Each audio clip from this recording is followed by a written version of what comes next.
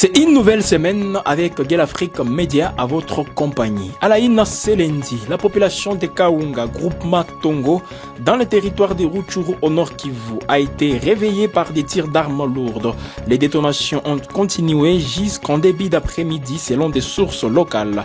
La situation est tendue et la psychose règne dans la population.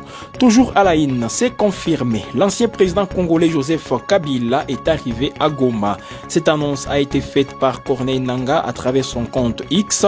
Le M23 s'est réjoui de l'arrivée de l'ancien président et lui souhaite la bienvenue dans la ville. Un reportage est à suivre dans cette édition. Et puis l'armée et les équipes spécialisées qui traquaient les défélins échappés d'une ferme située à une cinquantaine de kilomètres de la capitale du Haut-Katanga ont réussi à les capturer dans l'après-midi du dimanche 25 mai. L'évasion des défauves avait conduit les autorités de la ville de Lubumbashi a lancé une alerte à la vigilance. Voilà tout pour les titres.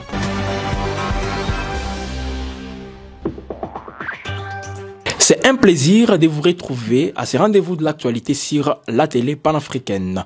L'ancien président congolais Joseph Kabila est arrivé dimanche soir à Goma.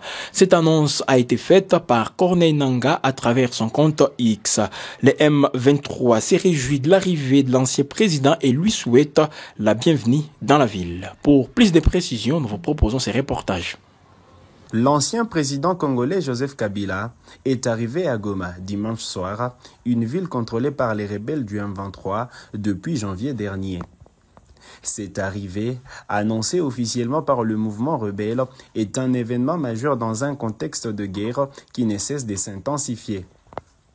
La coordination de l'Alliance Fleuve Congo AFC M23 s'est dite réjouie de l'arrivée de Kabila à Goma, qualifiant son retour au pays de choix favorable.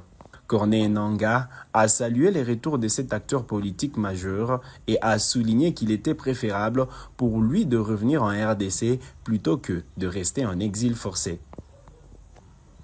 Kabila, qui a annoncé son intention de se rendre à Goma lors d'un discours la semaine dernière, arrive dans un contexte de tensions exacerbées.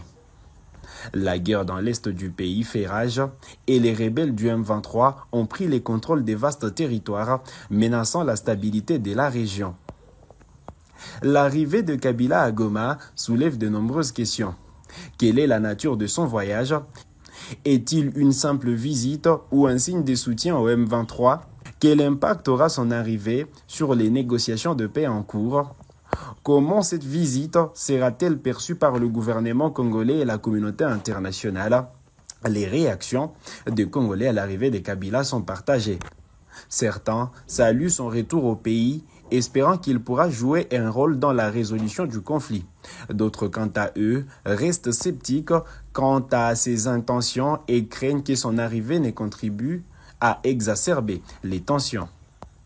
L'arrivée de Kabila à Goma est un événement qui risque d'avoir des conséquences importantes sur la situation politique et militaire en RDC. Il est crucial de suivre de près les développements de la situation et d'analyser les implications de cette visite.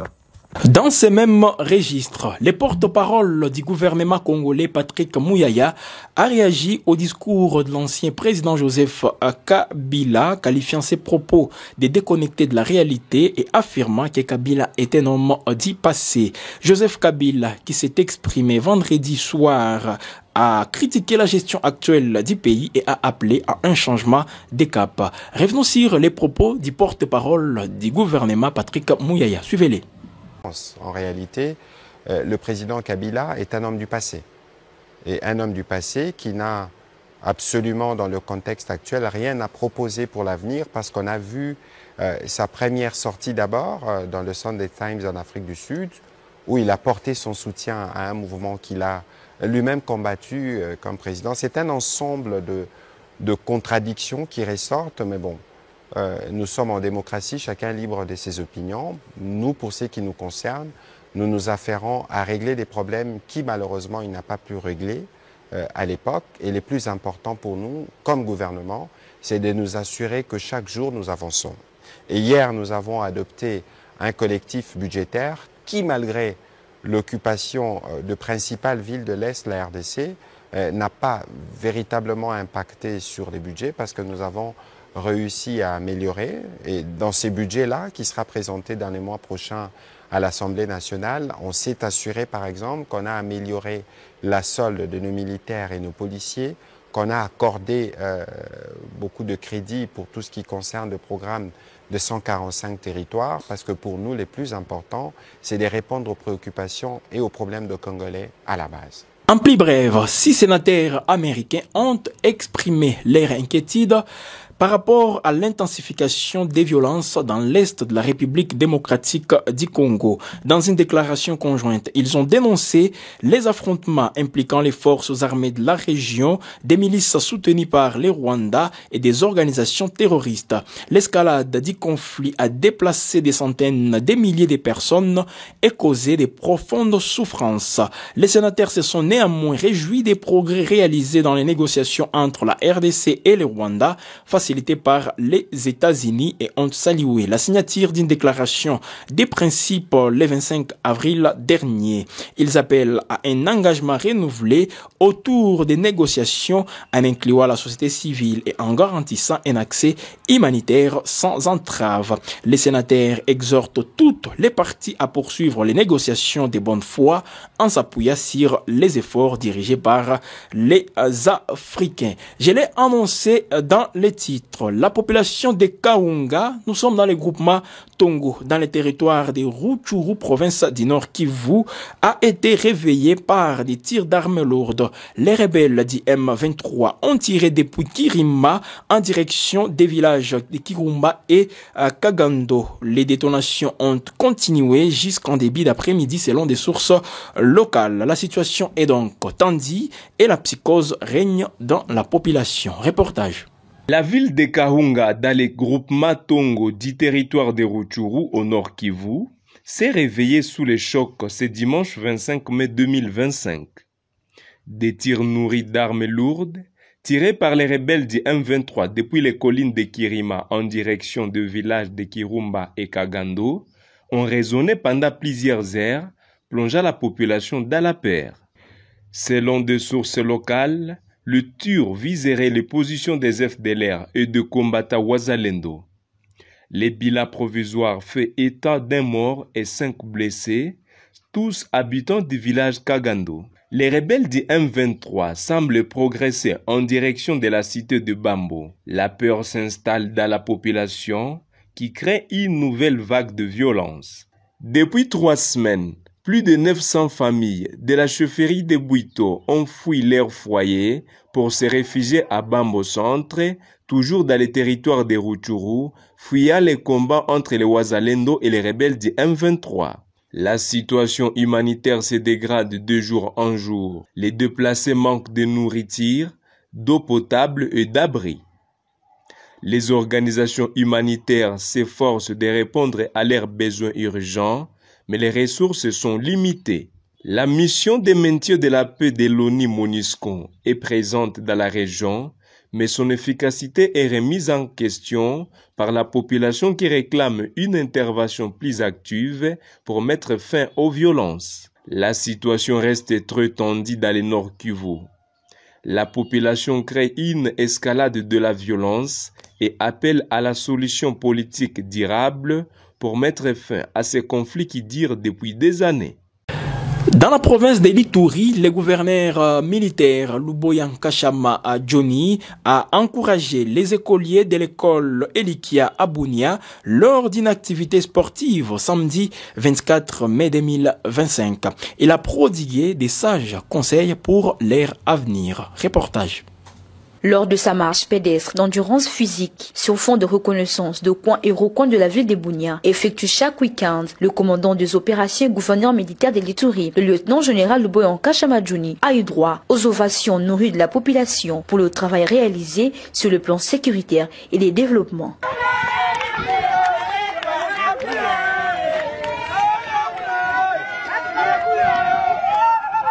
Certaines séances de sport, mais en bon père de famille, le gouverneur militaire trouve toujours l'opportunité pour prodiguer des sages conseils à ses administrés qu'il rencontre sur son itinéraire. Ici, ce sont les écoliers de l'école Elikia qui en sont bénéficiaires.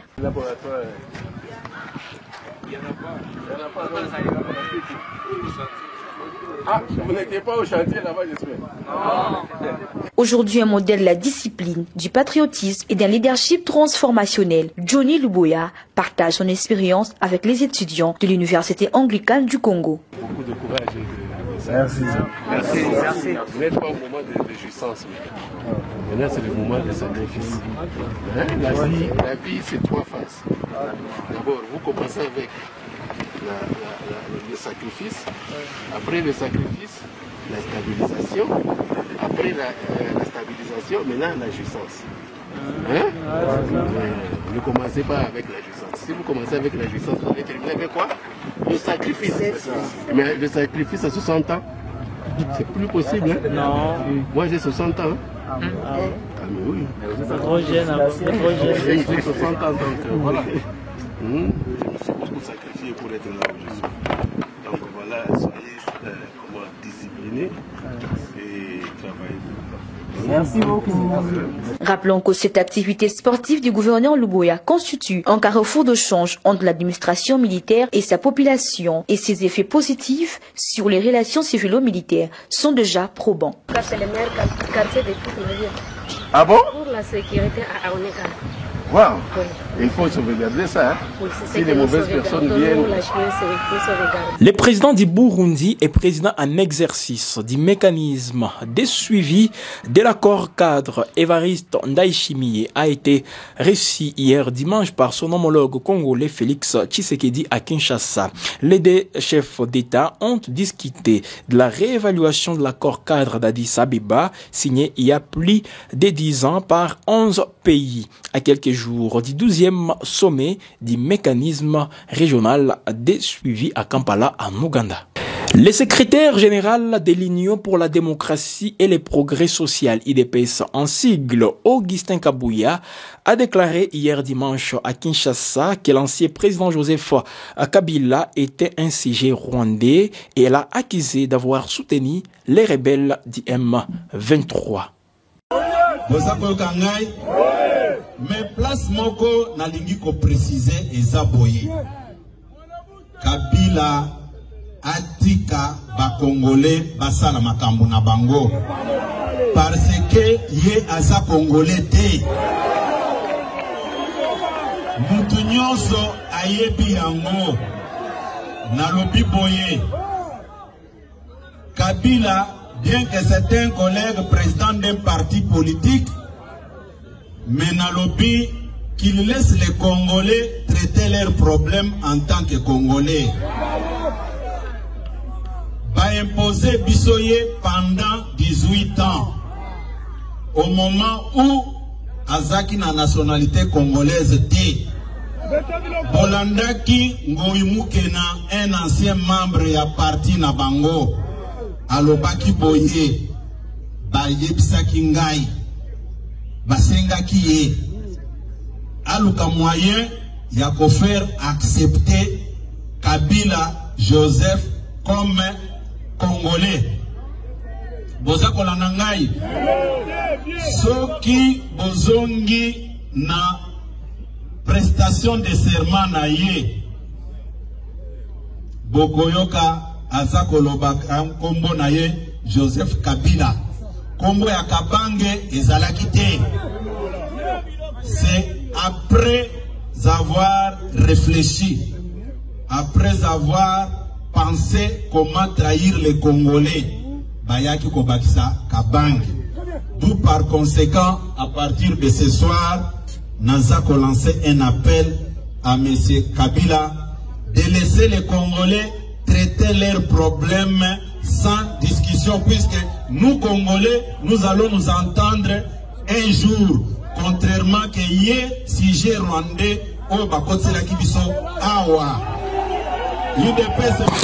La première ministre de la République démocratique du Congo, Judith Suminwa, est arrivée à Kananga, chef-lieu de la province du Kasaï central. Elle a rencontré la population sur la place de l'indépendance. Dans son discours, la chef du gouvernement a appelé à l'unité nationale et a détaillé les projets prioritaires pour la province. Elle a insisté sur la nécessité de la cohésion face à la crise actuelle marquée par par l'agression rwandaise via la rébellion de l'AFC M23. La première ministre Judith Suminwa est dans ses propos recueillis pour vous. Écoutez, en tant que Premier ministre, c'est bien de gérer, de coordonner l'action gouvernementale au niveau de Kinshasa, mais c'est important aussi de descendre sur le terrain et au niveau des provinces. C'est vrai que je ne peux pas faire toutes les localités, tous les territoires, toutes les ETD, mais au moins arriver dans les chefs-lieux et essayer d'aller le plus loin que je peux pour me rendre compte moi-même de ce qui est en train d'être fait, de ce qui est en train d'être mis en œuvre en collaboration avec les différents gouverneur de province et donc ici le gouverneur du Kasaï central, et ça me permet ensuite de voir comment on peut mieux faire les ajustements nécessaires par rapport à la mise en œuvre du programme d'action du gouvernement qui est exécuté ici dans la province, et s'il y a des ajustements, voir quelles sont les contraintes, quels sont les goulots d'étranglement pour qu'on puisse évoluer. Et donc ça, c'est un des premiers objectifs. Mais l'autre objectif aussi, c'est de pouvoir démontrer en arrivant dans les différentes provinces, et donc ici au Kasaï central, que la République démocratique du Congo est une seule, indivisible, et donc c'est de passer ce message de paix, de cohésion nationale, parce que je pense que dans les moments actuels où le pays est agressé par le Rwanda et ses supplétifs du M23 FCC, il est important de montrer à la population que nous devons être tous unis derrière le chef de l'État, son Excellence Félix-Antoine Tshisekedi, parce que nous ne voulons qu'une chose, le respect de l'intégrité territoriale du pays, le respect de notre souveraineté. Terminons ce journal avec cette information. L'armée et les équipes spécialisées qui traquaient les défélins échappés d'une ferme située à une cinquantaine de kilomètres de la capitale du Haut-Katanga ont réussi à les capturer dans l'après-midi du dimanche 25 mai. L'évasion des deux fauves avait conduit les autorités de la ville de Lubumbashi à lancer une alerte à la vigilance. Reportage. L'alerte à la vigilance, lancée dimanche matin à Lubumbashi suite à l'évasion des Délions d'une ferme voisine, est levée. Les défélins ont été capturés dans l'après-midi par l'armée et des équipes spécialisées. L'évasion des lions qui s'est produite samedi soir avait provoqué une vive inquiétude dans la ville. Les maires intérimaires avaient immédiatement appelé la population à la plus grande prudence, recommandant notamment de ne pas s'approcher des animaux. Les équipes de capture, composées des militaires et des spécialistes de la faune, ont réussi à localiser les lions et à les endormir à l'aide d'un puissant sédatif. Des images diffusées sur les réseaux sociaux montrent l'une des lions inertes portée par plusieurs hommes et installée dans les coffres d'un véhicule 4x4. Les deux lions ont ensuite été ramenés dans l'air enclos à la ferme Benjin, située à une cinquantaine de kilomètres au nord-est de Lubumbashi. Cette propriété appartenant au général John Numbi, ancien chef de la police nationale congolaise, est connue pour son parc animalier qui abrite des lions, des singes, des reptiles et des antilopes. Mesdames et messieurs, par ici prend fait cette édition du journal. C'est fait un plaisir pour nous de débuter cette nouvelle semaine. À votre compagnie, Gueule Afrique reste toujours au cœur de l'actualité. Restez connectés pour être informés à chaque instant.